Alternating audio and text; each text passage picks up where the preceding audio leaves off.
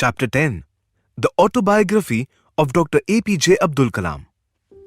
I was born into a middle-class Tamil family in the island town of Rameswaram in the erstwhile Madras state. My father, Abdul, had neither much formal education nor much wealth. Despite these disadvantages, he possessed great innate wisdom and a true generosity of spirit. He had a perfect helpmate in my mother, Ashiamma. I do not recall the exact number of people she fed every day, but I am quite certain that far more outsiders ate with us than all the members of our own family put together. My parents were widely regarded as an ideal couple. My mother's lineage was the more distinguished, one of her forebears having been bestowed the title of Bahadur by the British.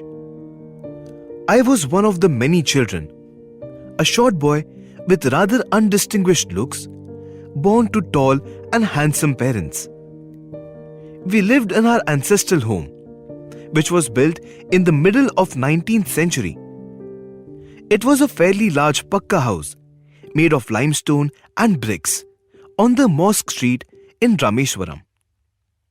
My austere father used to avoid all inessential comforts and luxuries.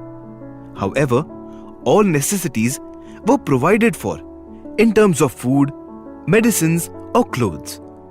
In fact, I would say mine was a very secure childhood, both materially and emotionally. I normally ate with my mother, sitting on the floor of the kitchen.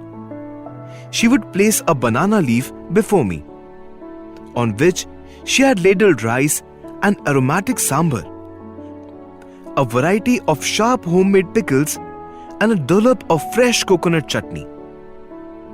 The famous Shiva temple, which made Rameswaram so sacred to pilgrims, was about a 10-minute walk from our house. Our locality was mainly Muslim, but there were quite a few Hindu families too, living in a friendly manner with their Muslim neighbors. There was a very old mosque in our locality, where my father would take me for evening prayers. I had not the faintest idea of the meaning of the Arabic prayers sung, but I was totally convinced that they reached God.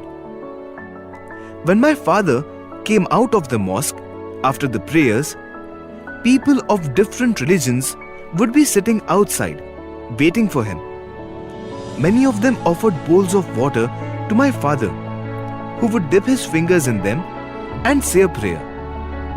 This water was then carried home for invalids.